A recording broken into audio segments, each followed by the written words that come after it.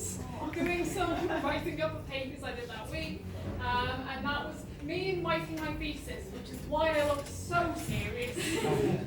But I finished my PhD last year. It was in quantum mechanics, and I am a mathematician. But ultimately, I am also a Maths and Science communicator and facilitator training, a bunch of other things with the improv. It's a lot of fun, and I'm really, really grateful to be here at Pint Science this year because I was there in 2023 at Pint Science. I've come across one person in the room who has seen this talk on YouTube. So if you don't want a maths talk, but you do want a content talk, just Google it. It's there. But essentially, we've seen such amazing talks today about that shape society, the way we eat, climate, just new ways of thinking about like the small things in our life. This is not that kind of talk. This is essentially what happened when I finished the PhD and developed hobbies.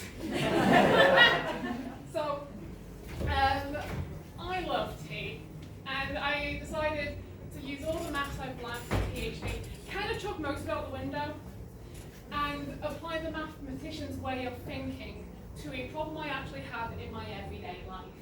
So, picture the scene. I've invited a friend over, and I've asked, do you want a cup of tea? Often my friend does say yes, and then I say, which one? As I take them to my cupboard full of tea, which they go, oh, okay, that's quite a lot of tea, and I go, yeah, you're right, as I then take them to my bookshelf full of tea, which may be part of my bookcase full of tea. I have 100 teas. And it's my job as host to find them the perfect supper. Now, typically, if I've got one friend, I'm having a lovely conversation with them. I'm asking about their, tolerances, allergies. I might be telling them, asking what kind of types of tea do you like, English breakfast, green tea, or herbal. If we want to look into interesting stuff, I'm going to tell you about the culture behind a lot of teas in China and Japan. And it's a really nice conversation. But let's say I've invited all of you over to my flat for a cup of tea, and which I can't have a conversation with you all. However much I'd love to, we would be here beyond midnight, and the kettle would in fact get cold. So, what can we do? Well, this is the alternative type of talk. I've learned to use data science to solve my personal problems. I am not a data scientist, but I am a mathematician who likes to learn, so I have learned what I know from data science to help me with this problem. Data science is the intersection between computer science, this is people behind codes and using all techniques, statistics and probabilities, and taking some kind of knowledge of the subject, this is our data set, to basically inform what we do. Data science is a really important and relevant field. We're using it in medical applications. No doubt a lot of people who've spoken tonight use data science. But for all these genuinely groundbreaking fields, nothing is more important than tea. Thank you. So we're gonna do some coding, or at least I have done coding. So all the maths has been done already. Our subject knowledge is tea. I've got a lot up there. I'll tell you some facts about tea, but we'll learn some things about there. This talk has a lot of art in it, because ultimately, if anybody's ever done coding and asked to produce a graph, it looks awful, especially as you're about to see how complicated it gets. So a lot of this is a visual art, and to be perfectly honest, when I started this project, I didn't know if this was going to work. So more than anything, I need hope. So that's essentially the start of this talk. This talk would not be possible without my partner in crime, Ben, who didn't want to photos, so I put out a clock tower instead.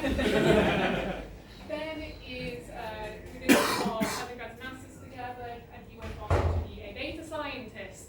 Fantastic! That's exactly the kind of knowledge I need. I think it's always important to note that maths is not like how we did it in school, because in school we're sat down with our questions and our exams, and it's very kind of isolated in how we approach mathematics in the school system. But in real life, it's collaborative. How many times have we heard like someone's name be mentioned and credited in the previous talks tonight? This is a team sport. And yes, I'm comparing maths to sport. All right, so let's talk about some math. So how does a mathematician actually think beyond exam? Well, I think thinking like a mathematician kind of boils down to like 5 major thought processes, which is identifying a problem. I've identified the problem. I want to figure out somebody's cup of tea quickly. Okay, to begin, let's look at a real world easy example and what we can gather from that and let that guide how to approach it next. This might help us set some goals. We want to pick something fairly realistic, maybe a bit small scale, and that brings us to finding the right mathematical tools. So as I said, this is a data science talk. So what am I going to use from data science to help me? I'm going to explore some of that in this talk, and then it's hope for the best. Really hope for the best. So that's essentially the structure of this talk until we get something very interesting right at the end. So what's our simple example? Well, it's that conversation I had with one mate. Now, normally it would be a bit weird to convert a conversation into a flow diagram, but I figured that was a good starting point, so that's what I've done. So let's say we start with our 100 T's. You know, the person's just walked into my flat, I've said I have 100 T's, that's where we're beginning. Typically, I ask the question of, do you want normal tea? If they say yes, I just give them an English breakfast, and we're done. If they say no, then we get to have some more complicated questions to try and figure out which of these other teas best suits them. I don't really start with caffeine because that's a lot about caffeine intolerances, and that's very important. And then this might be where I get to talk about the history of teas and the relevance and the flavors and a lot of other really interesting stuff.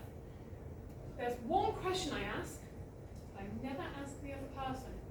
I only ask myself that question because I'm the one who has a tea collection and spends a lot of money on it. And that is, do I want to offer them a cheap tea? Because most people can't tell the difference between a bog standard green tea bag and a Hyokuro from Uji, Japan. But I can, and my wallet can. So I ask that question correctly to myself, at which point I tend to get to about 6 different teas, and I start asking the question, would you like this tea? Give it a sniff. Nope, okay, would you like? Oh, that's an envelope. This tea. Nope, alright. And then we do that several times over until we found them the perfect tea. Wait. See on the floor.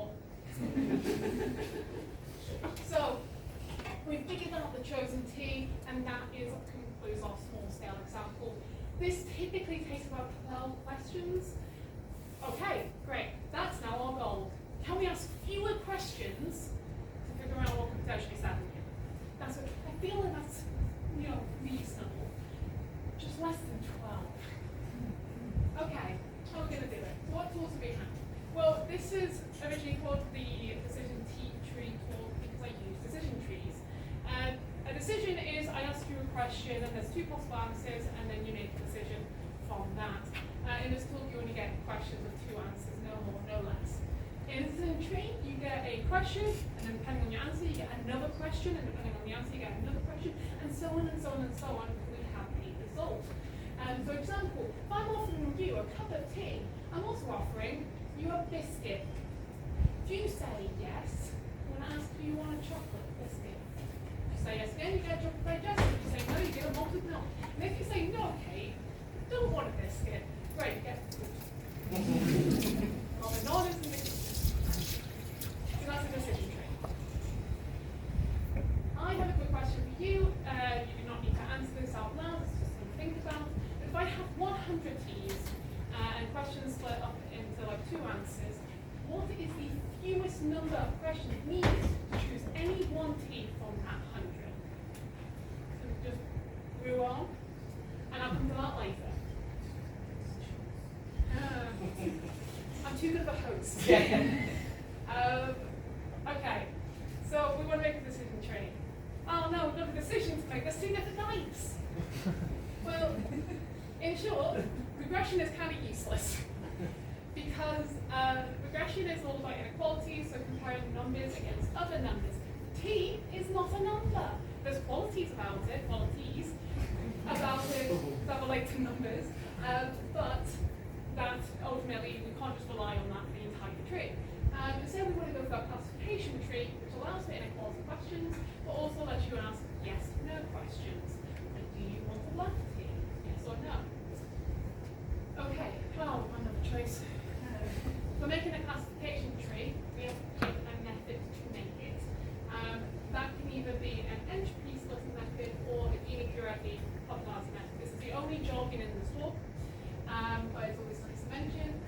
Gini popularity is actually quite, or purity is quite interesting in the sense that you are asking questions in relation to pre-collected data to tell you what is the most likely outcome. If you ask a question and you want to send a result, what question can you ask to get that result? So, as an example, English breakfast tends to be the most popular tea in the entire UK. Tens of millions of people drink it every day. So sensibly, I should ask, do you want an English breakfast? And it can say, if I ask them my first question, then I've got essentially probably over half of the room saying yes, great, sorted. Matcha has currently got a surge of popularity, and whilst it might not be the most popular tea in the UK, a lot of people are discovering it and enjoying it. So that should be my next question. Do you want matcha? I say yes, great. And I might have like, what, 80% being sorted. And I'm sorry for the other 20%. Again, the most amount of questions.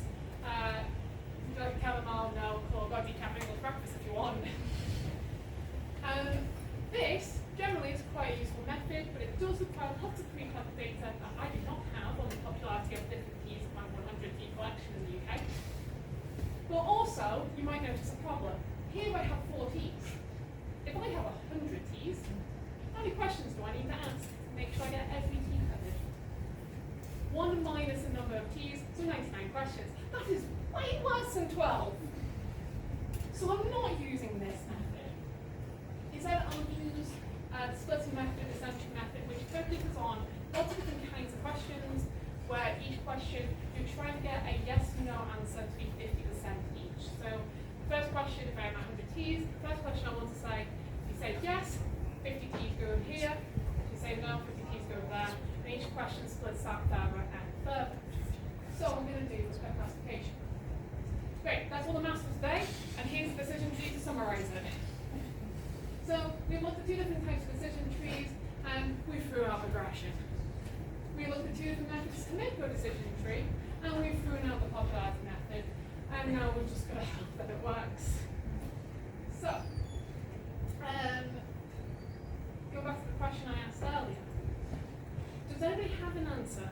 It's okay if not, I'm going to tell you the answer in a minute. Close. Really, really close. Okay? 4, any others? It's 6, 7.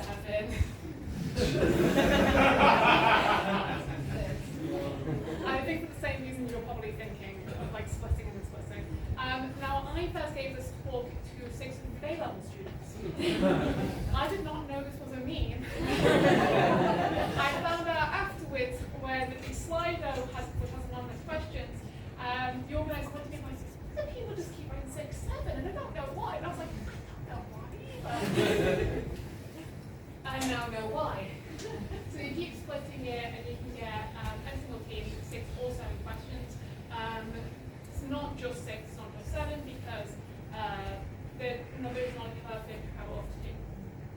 So, in an ideal, mathematically perfect world, in which typically mathematicians do not live in, except for here, we could get every single team 6 or 7 questions. But we're not necessarily aiming for that. We're aiming for just less than 12.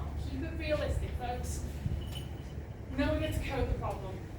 So welcome to my Excel spreadsheet. Again, I finished a PhD and this is what I chose to do with my time. This is every single possible characteristic to think about the teas in my collection, ranging from like price and like brewing time and like flavors and unflavored pure, and all the facts. I put them in here, and with the help of my partner, we put it in an open software called R, and begged it, please work, make a decision tree with our classification and our method. pleased to say we have a decision tree. But is it any good? And this is where I'm going to reach the portion of the talk where this becomes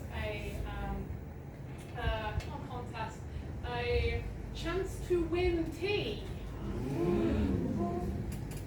Can you please put your hands up if you like tea and might like to win tea? Mind can I have you on stage, please? Can I have a round of applause, please? I am a mathematician and I'm offering you a cup of tea. Now, what is the tea on offer? It is this beautiful box. Oh, if I can grab it from the tote bag. Drum roll, please, as I grab it from the tote bag. It's all a joy! So, what's going to happen is I have painstakingly converted all of my tea and all this information into dozens of tea fact cards. I'm going to ask you, pick a card, don't show me it, but show the audience. Any card you can realize. Show it on to the audience. Verification. You might need teamwork because I cannot stress the fact that I have not play tested this. And if this goes badly, I still want us to cheer, but in the way where somebody's just dropped a pint glass. And if this works well, I can have a really big cheer because I'm nervous. So the goal is for me to correctly guess your cup of tea. If you win, you get this cup of tea, well, this box of tea, and I get to sleep tonight. Sounds like a plan. Great. So I'll ask you a series of questions. We'll show up on the board, and I've got the lovely people at the back helping me with the PowerPoint. So yes, I am a mathematician. I am offering you a cup of tea. And the algorithm has asked me the very first question, because it's really, really stupid and doesn't know my personal preference, do you want one of my expensive cups of tea? So the average English tea bag, just for the fact, is 2 pence per tea bag. This is 18 times more than the average English tea. How expensive do you want to build a cup? What price is it?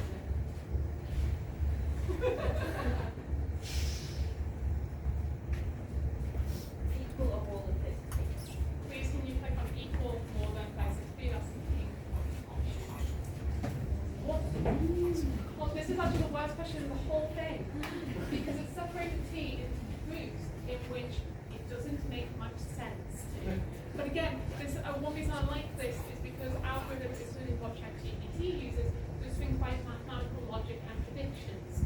It doesn't matter what us humans think is logical. So, what colour is your tea? What type of tea is it? Yeah. Yeah, let's put it on.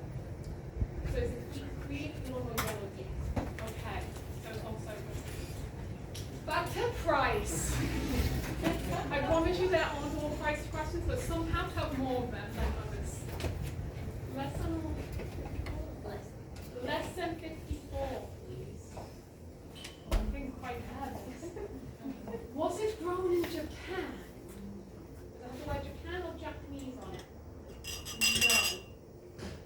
No Japan. No Japan. I really want the supposed to be millionaire music on. Is it a green tea? No.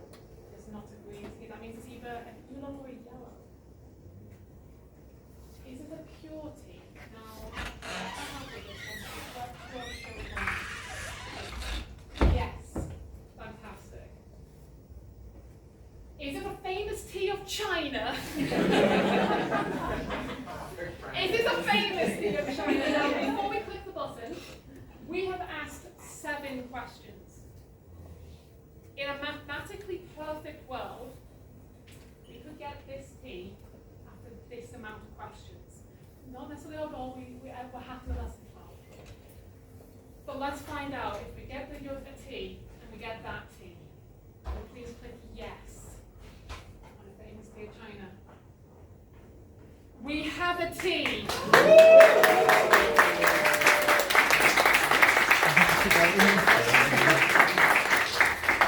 Is it the right tea?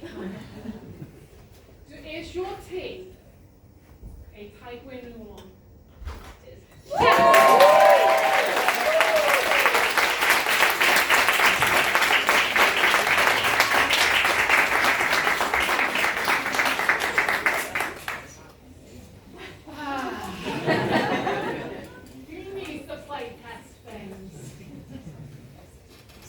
works. It works for this one team, but does it work for any others? Get the mathematically perfect number, but what does the actual whole tree look like? So I've painstakingly taken results in my lovely help. I click on the T tree in the corner. Lots of hyper. So this is I've really zoomed into the T tree. Are you ready to see the whole results of this project? All right. We zoom out. Every tea bag is a question. There are up to 7 rows of questions. This is a mathematically perfect decision tree. When my partner told me this was the results, and I was in a cafe with my friend, I didn't believe it. Because so often in mathematics, theory does not align with reality. So it's such a beautiful thing it has. Even though it's ridiculous, even though so many questions about price, but somehow it's less than I expected because, computers love numbers, they love splitting things by numbers. That's an easy thing to split. So the fact that it only comes up 10 of 100 questions is actually a godsend. So this is it in entirety. All the ones at the top row of questions you get in 6. And that's you. But I should actually point out one thing before we finish. Just one. But it's a big one. So, as a confession, I've been lying to you. That's not true. I don't have 100 T's. Thank you. I have 101 T's. I've been purposely leaving up 1 T out of the spreadsheet and all the results in plenty of time because the last thing about being a mathematician is after you achieve your goal, your question is can we improve it? Can we just a bit better? And I figured when I was learning about these methods like entropy and popularity, and I looked at the entropy method, the splitting method, I figured actually what if we combine the two into one super decision tree that really solves so many problems. What if instead of asking 6 or 7 questions to everybody, I ask one extra question right at the beginning to get tens of millions of cups of tea in just one quick interaction. Everything else increases to 7 and 8.